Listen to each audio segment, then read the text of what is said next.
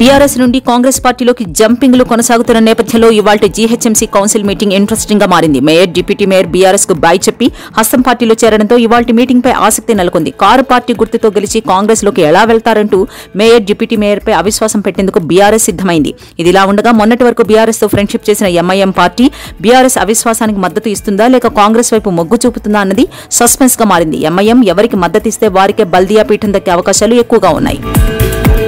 గద్వాల్లో BRS పార్టీకి గట్టి ఎదురుదెబ్బ తగిలింది. నేడు సీఎం రేవంత్ రెడ్డి సమక్షంలో బీఆర్ఎస్ ఎమ్మెల్యే కృష్ణమోహన్ రెడ్డి కాంగ్రెస్ కండువా కప్పుకున్నారు. అయితే కృష్ణమోహన్ రెడ్డి చేరికను గద్వాల్ జెడ్పీ చైర్పర్సన్ సరిత తిరుపతయ్య సహా అనేక మంది స్థానిక కాంగ్రెస్ నేతలు వ్యతిరేకిస్తున్నారు. దీంతో సరితకు పార్టీలో సముచిత స్థానం కల్పిస్తామని సీఎం రేవంత్ రెడ్డి హామీ ఇచ్చారు. హైదరాబాద్లోని ప్రజాభవన్లో నేడు ఏపీ ముఖ్యమంత్రి చంద్రబాబు, తెలంగాణ సీఎం రేవంత్ రెడ్డి సమావేశం కానున్నారు.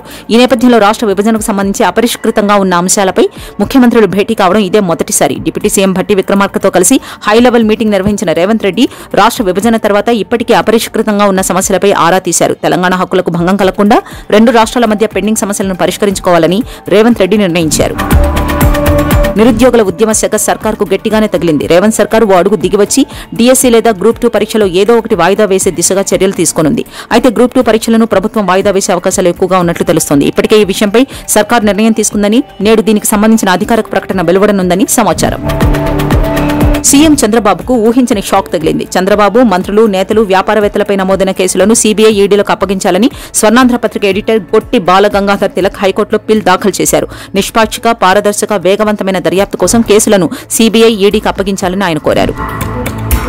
రెడ్ శాండిల్ స్మగ్లర్ల విషయంలో ఇన్నాళ్లు ఒక లెక్క, ఇక నుంచి మరో లెక్క అంటున్నారు AP deputy CM Pawan Kalyan. ఎర్రచందనం స్మగ్లింగ్ చేస్తున్న చిన్న చిన్న చేపలను కాదు, బడా తిమింగలాలను వేటాడాలి. వాళ్లు శేషాచలం అడవుల నుంచి కొట్టేసిన రెడ్ శాండిల్ దుంగల్ని ఎక్కడెక్కడ దాచిపెట్టారో తక్షణమే గుర్తించాలని, మన ఎర్ర బంగారం దేశం దాటిపోతోందని దానికి అడ్డుకట్ట వేసేందుకు నిఘా వ్యవస్థలను పటిష్టపరచాలని అటవీశాఖ అధికారులకు డిప్యూటీ సీఎం ఆదేశాలు జారీ చేశారు. ఈ రోజు జగ్జీవన్ రామ్ వర్ధంతి సందర్భంగా జగన్ తన ఎక్స్ ఖాతాలో నివాళులర్పించారు. అట్టడుగు వర్గాల అభివృద్ధి కోసం తన జీవితాన్ని త్యాగం చేసిన మహనీయుడు బాబు జగ్జీవన్ అని, స్వాతంత్ర సమరయోధుడిగా, కేంద్ర మంత్రిగా, దేశ ఉప ప్రధానిగా దేశానికి ఆయన అందించిన సేవలు చిరస్మరణీయం. ఆయన జీవితం అందరికీ ఆదర్శనీయం. ఆయనకు మనస్ఫూర్తిగా నివాళులర్పిస్తున్నా అంటూ జగన్ ట్వీట్ చేశారు. ఉత్తరప్రదేశ్లోని హత్రాస్లో ఇటీవల జరిగిన తొక్కిసలాట ఘటన తర్వాత భోలేబాబా అజ్ఞాతంలోకి వెళ్లిన విషయం తెలిసిందే. అయితే తొలిసారి భోలేబాబా మీడియాతో మాట్లాడుతూ ఈ ఘటనతో చాలా వేదనకు గురయ్యానని, దిగ్భ్రాంతిని వ్యక్తం చేస్తున్నానని, తొక్కిసలాటకు బాధ్యులైన వారు శిక్ష నుంచి తప్పించుకోలేరు అని, తనకు ప్రభుత్వంపై నమ్మకం ఉందని, మృతులు, గాయపడిన వారికి అండగా ఉండాలని తన కమిటీ సభ్యులకు సూచించినట్లు భోలేబాబా తెలిపారు. తమిళనాడు రాజధాని చెన్నైలో బీఎస్పీ రాష్ట్ర అధ్యక్షుడు ఆర్మ్స్ట్రాంగ్ దారుణ హత్యకు గురయ్యారు. సిటీలోని సంబియం ప్రాంతంలో ఉన్న తన నివాసానికి సమీపంలో కొంతమంది పార్టీ కార్యకర్తలతో మాట్లాడుతూ ఉండగా బైకులపై వచ్చిన వ్యక్తులు ఆయనపై దాడి చేసి చంపారు. కాగా ఈ హత్యపై దర్యాప్తు చేస్తున్న పోలీసులు ఇది ప్రతీకార హత్య కావచ్చని అనుమానం వ్యక్తం చేస్తున్నారు. జమ్మూ కాశ్మీర్లో అమర్నాథ్ యాత్ర కొనసాగుతోన్న విషయం తెలిసిందే. అయితే తాజాగా అమర్నాథ్ గుహలో అంతకంతకు పెరుగుతున్న వేడి కారణంగా మంచు శివలింగం అకాలంగా కరిగిపోయింది. దీంతో భక్తులు మహాశివలింగాన్ని దర్శించుకోలేని పరిస్థితి ఏర్పడింది. గుహలో నెలకొన్న ప్రతికూల వాతావరణం కారణంగా ఈ రోజు అమర్నాథ్ యాత్ర బల్తాల్, పహల్గాం 2 మార్గాల్లోనూ వాయిదా పడింది. వాతావరణం అనుకూలించిన వెంటనే యాత్ర ప్రారంభం కానున్నదని సంబంధిత అధికారులు తెలిపారు. యూరప్లోని అతిపెద్ద అగ్నిపర్వతం అయిన మౌంట్ ఎట్నా పేలుడు ధాటికి ఆకాశంలోకి ఒక్కసారిగా అగ్నికీలలు ఎగిసిపడ్డాయి. దీంతో ఆ చుట్టుపక్కల ప్రాంతాలపై మొత్తం బూడిద వ్యాపించింది. కాగా ఈ బూడిద దెబ్బకు ఇటలీలోని కాటనియా ఎయిర్పోర్ట్ మూసివేయాల్సిన పరిస్థితి ఏర్పడింది. ఎయిర్పోర్ట్ మూసివేయడంతో విమాన రాకపోకలకి తీవ్ర అంతరాయం ఏర్పడింది.